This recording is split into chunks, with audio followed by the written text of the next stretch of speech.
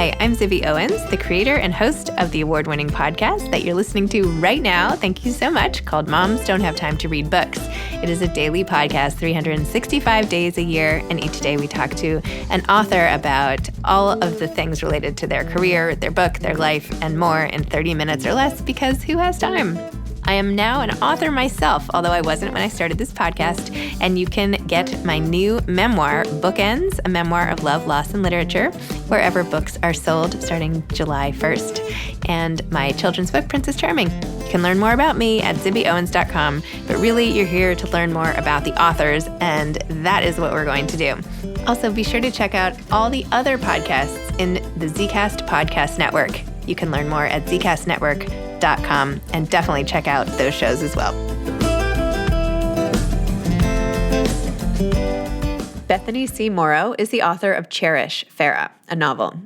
She is a national best-selling author writing for adult and young adult audiences, and is the author of the novels Mem, A Song Below Water, A Chorus Rises, So Many Beginnings, A Little Women Remix, and Cherish Farrah. Welcome, Bethany. Thank you so much for coming on Moms Don't Have Time to Read Books to discuss Cherish Farrah. Thank you so much for having me. I commented on this a minute ago, but when I just casually picked up the book, you got this beaming smile when you saw it, which is so cute. I love that. I love my brain babies. Brain babies. That's a nice way. Rebrand of books, you know. Yeah. Little capsules of our brains, you know. Would you like to see my brain? I don't know. Okay, what is Cherish Farrah about? Please tell listeners. Okay, so there are parts of Cherish Farrah that are difficult to talk about without giving spoilers. So what I say Cherish Farrah is about is primarily a 17-year-old girl named Farrah who is very obviously not a typical teenager. And she is one of two Black girls in a country club community, but she's the only one with Black parents. Her best friend, Cherish, who she's been friends with ever since ostensibly they came into this community and went to the academy, is named Cherish, and she has been adopted by white parents. So she's a transracial adoptee. And something that Farrah notices pretty immediately is that Cherish has this, what she calls void, which is that she's been coddled to the point of incompetence, according to Farrah, of course. And she knows that because of that, she is able uniquely to fill that void. She's pretty much the only person who could fill that void because of what Cherish is lacking and because of what she's lacking in terms of community. Her parents are these very sort of progressive, very socially aware white parents who make it really clear that they're being intentional about raising their Black daughter. They make sure she has a Black pediatrician and a Black orthodontist and that sort of thing. But what they're missing is community.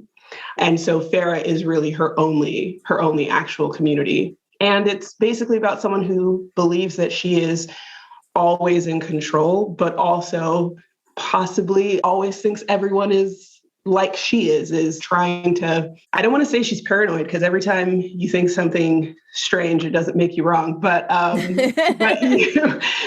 she believes because she is always playing chess. She believes that everyone who is capable is also doing the same. And of course, there's a couple of people that she does not think are even capable of playing on her level. And that is why the whole story happens. I love that you said that about paranoia because things really happen. I feel the same way about anxiety. It's like, just, because I worry, I mean, the things really do happen. So exactly. That doesn't make it anxiety. Right. Don't diminish it. Right. Forward thinking, preparation, if you will. Exactly. So it's the same thing. I know you had this expression about, or this passage about how basically she's like a spoiled white girl, but she's not white, and how you can be a spoiled white girl inside, right? Even though on the exterior you are not. And of course, being spoiled in any race is not a good thing, right? But particularly not when you feel estranged from a community, as you said, which, by the way, I feel like is the secret to really everything, right? In any, if you have community, you can get through anything. Yeah, and there's also communities that you cannot join, and you can't even be let into. A couple of people can't give you entry into it. So obviously, when you're dealing with whiteness, we're dealing, particularly from an American perspective, we're not dealing with a heritage. We're not dealing with a culture. We're dealing with a conglomeration of power. And so the reason that Farrah the thing that Farrah knows that Cherish doesn't know is why it's a silly thing to say, because it's not possible. You're not, Black is the same as white. It's how you're treated. It's not what you are. It's a social construct. And therefore, there is no way to be white girl spoiled when you're a Black girl, unless your parents create this really nice little bubble. And then what happens if you ever burst it? I mean, that's a great elevator pitch. I mean, it sounds amazing. Good job. Where did this come from? Where did this novel come from? How did you, where did it come from? So every novel, I mean, any time, and I know we all know this when we're talking about books, because we know that books, even if they have a germ or sort of like a seed does not create a story. It doesn't create a whole world of a novel. It doesn't create fully fleshed out characters. Usually, sometimes it does. When it's really high concept, it can. But with Cherish Farrah, my agent actually said she would love to see something in a certain vein for me. And as soon as she said it, I was like, no, because I'm contrarian and I'm not a short order cook. So like, I don't like, oh, you would like a book about such and such, let me do it. So of course I said no. And then, I mean, she just has to be like super duper patient all the time and just like count down from when I say no about something. Because if my brain sparks, here's the thing, I have a knee jerk sort of like no reaction, but I'm also not married to I'm willing to say like, oh no, I was absolutely wrong about that. Just kidding. I'm going to do it. And I had a concept that has been fascinating me since I was a child, which is a book that actually is in this book. And as soon as I knew that was the vehicle, it was like, oh no, I have to do this now. Of course I'm going to do this. And that's because this is a social horror or a thriller, that's sort of the twist. But the rest of the story, comes from Farrah herself. And for me, when you have social horror sometimes, or the social horror that the majority of America is most familiar with, you tend to have almost a blank slate character of a main character, because you're potentially trying to balance all of the stereotypes and anti-Blackness that our entire society, is seeped in. And so I can understand saying, okay, I'm going to make a blank slate character. There's no way you could dislike this person. They have clearly done nothing wrong. It should make it really easy to see the commentary and to see the incisive, dialogue and stuff that we're having. But that's not liberation to me. There's no such thing as a perfect victim. And where white supremacy is concerned, it doesn't matter who I am. It doesn't matter what I do. I couldn't be the problem. I could not be the problem when it comes to white supremacy. So I was tired of that sort of facile conversation where we have to start from a place first of going along with white supremacy and sort of like defending the identity of Black people and defending the veracity of like their concerns and their ability to be harmed by something that we know is systemic. So I was like, what if the person that this is happening to is also a terror? Are you going to be confused? Like, are you going to be able to parse this story if she is herself a problem? Because very early on, it should be pretty evident that she is a problem. And what does that mean? And then who do you trust? And basically what happens when they change their minds, which is my dedication. It's an excerpt from Langston Hughes' poem, Warning. I can read it if you like. Yes. I do have it right here. Beware the day they change their minds. Yes. Yeah. And if you haven't read the context of that poem, I encourage you to go look up Langston Hughes' Warning. It's really good. I'm going to do it right now for everyone. Yeah, she's going to do the work for everyone. I'm going to do the work. It's very short, so I can read it. Okay. Sorry, Langston Hughes. I hope this is okay. I'm kidding. Warning. Negroes, sweet and docile, meek, humble, and kind. Beware the day they change their mind. Wind in the cotton fields, gentle breeze. Beware the hour it uproots trees. Oh, it's good. Do you not love it? I love it. I love it. Yeah. I had a different dedication, and I remember like sitting straight up and being like, phone. And I had to email my team and like, scratch that, here's the new one. And I love the fact that, I have to like reply all to like a group of people. And I got like 3 emails directly to me back to back that were like, oh my God. And I was like, right. Really powerful. Really powerful. Amazing. 2 things. One, I've never heard the expression social horror as a genre. I don't know. Am I living under a rock? Is that the new term? I don't think so. I mean, I think that it's definitely a word that, or a phrase that has been in use. I don't know how in use it has been outside of the Black community, the Black artistic community and the Black readership community, honestly. But it's specifically, of course, a type of horror that has to do with the world that we live in, the institutions in the world that we live in. And the reason that I love social horror is because it's demanding of the reader. It doesn't allow for you to partake if you're still going to hold on to your delusions. If you don't know, if you pretend not to know what's going on in this country, I won't even speak to obviously what has recently happened because we don't have that kind of time and I don't have that kind of bandwidth. But if you try to pretend that you don't know the identity of this nation and what it has done to Black Americans on top of everybody else, I mean, not at all to ignore what's happening, especially to Asian Americans right now, to Indigenous Americans right now, to trans Americans right now. If you try to pretend that you don't see those things, you are not the audience for social horror because it's constantly forcing you to admit knowledge of something in order to understand a story. Okay. Noted. I like it. Excellent. I will start using that phrase. Thank you. I like it. I mean, I don't like the fact that there has to be that phrase or that type of work. You know what I mean? I hope. That reality is such a terror. Exactly. Yes. Right. Yeah. It's like truth is stranger than fiction kind of thing, right? Also, you briefly said you were a huge contrarian. What do you mean? Give me some examples, please. I want some juicy ones. Yeah, I feel like, this book was chosen for Belletrist and BookClubs April selection. And I remember saying it at some point in our conversation, which of course they used in some of the footage.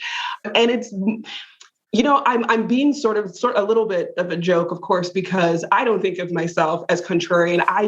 As a former student of sociology, I am not a direct result of my sociological training. And therefore, I'm not going to just go along with something or agree to something or even have a simple on the surface conversation if something is said that clearly is problematic or something like that, right? So I am more so, everyone wants to call themselves independent thinkers, and those words have like ceased to mean anything at this point because it really usually just means I'm seeking out evidence to confirm my pre-existing bias.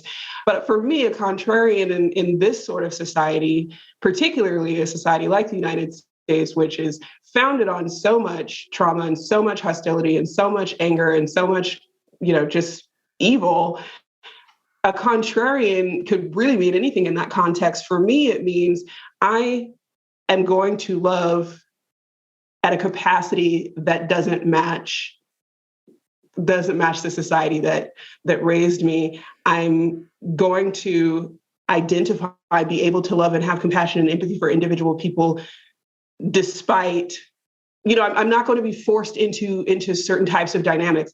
I'm also not going to deny what I see. I'm not going to suddenly act like things like racist or something are debates, and somebody can just say that they're not something that they clearly are invested in. But I personally, if you look at my family, if you look at my former spouse, who I was running back to this because he called me this morning and he was having car trouble. So I had to dash out and get in my car and then have him drop me back off here. And it shouldn't matter. And I shouldn't have to talk about it. But, since we have laws since we're going down a road where people are very clearly trying to undo things like the Loving case, like women's rights and that sort of thing. And it very obviously has to do with these sort of white supremacist fantasies, which always have to do with the subjugation of Blackness.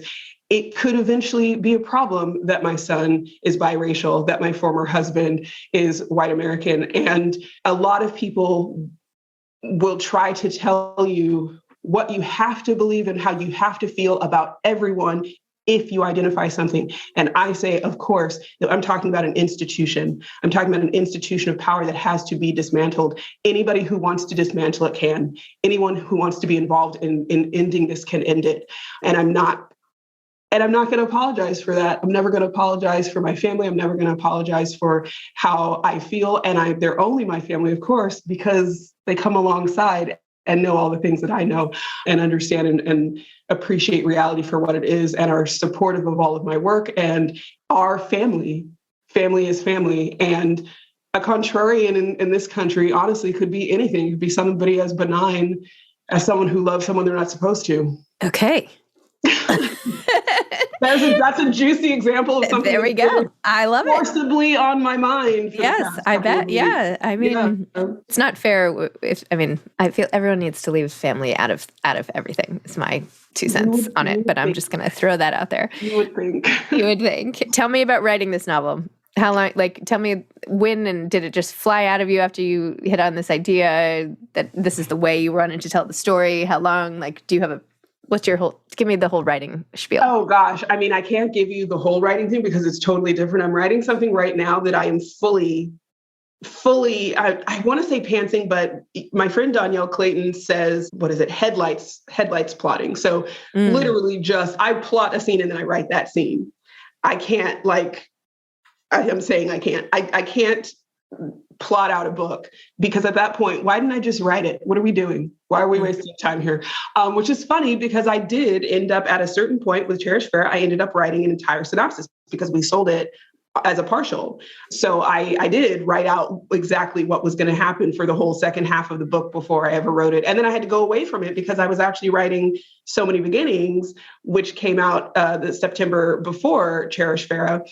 And I know that I had to have written it. The first chunk of Cherish Farrah was written in 2020, right after or around the time that A Song Below Water was coming out, my young adult contemporary fantasy. And because of who Farrah is, and because Farrah really is the story, and particularly the story that carries you to the real story, the story that you know before you get to the story. It was really interesting writing her. I will say she was simultaneously the easiest person I've ever written, and also the most difficult because I kept being like, what is she doing? Why are you doing this? Why are you doing this? It was like she kept making things more complicated than they needed to be. Because she kept she'd work a situation out in 3 different directions. And it's like, they literally said, good morning, please try to come down, have some chill. So I, with my critique partner, Amy Suter Clark, I kept sending her chunks as I do. I write and I send her stuff. I don't know. Some people say that writing is a solitary experience. It has literally never been for me. All of my first books were written for sort of group consumption. I would write chapters and then my sisters and one of my sister's friends would read it. We would all sit around the computer and then they would just read it out loud. So at that time I kind of was a short order cook. I was sort of writing to specifically okay, what do you want to see happen? But so it's always been sort of a social thing for me, writing. So I wrote chunks and I would send it to her every day that I finished writing. And it would always just be I don't know if I'm allowed to do this, but this is what's happening. And it was just feeling it's very difficult to be close to Farrah for any long period of time. She's a strange person to be that claustrophobically close to. And of course, because it's from her perspective and it's her interior thought process, you cannot escape her. So it was a very interesting writing experience. And tell me about being chosen for Belletrist and book clubs and all of that. What was that like for you? And who did you meet that was interesting as a result, and that whole thing? Well, I love Belletrist. They have really been supportive. I know they read Mem. I don't think that we connected when they read Mem, which was my first novel. It's another adult speculative literary, also science fiction, alternate history type of deal.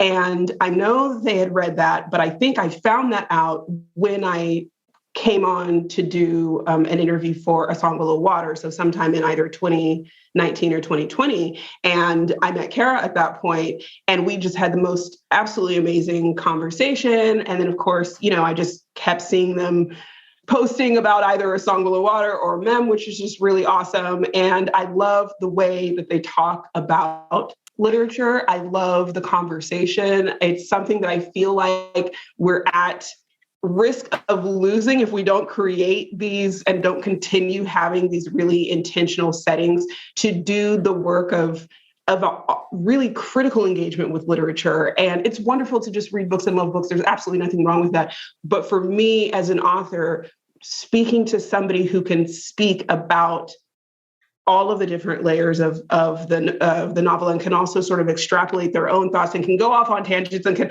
that to me is why I do interviews and podcasts and that sort of thing. I love having those types of conversations, and the types of reviews that I love have to have some critique. Like, you don't have to make something up, but it's just, for me, seeing someone engage with the work that I labored over, for me, is always going to have a very different feeling than someone who just gushes, which I love that. I love if someone enjoyed and can't think of anything.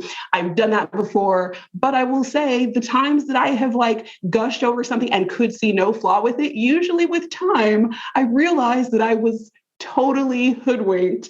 I'll give you one example. I don't know if everyone has seen Tron Legacy, but the music, the entire score was done by Daft Punk. So suffice it to say, and Jeff Bridges is in it, right? Of course. So just suffice it to say, I thought the movie was without error because of those two things. And after a couple more watches, it was like, oh, okay. So it was really Daft Punk, I think, that I was responding to.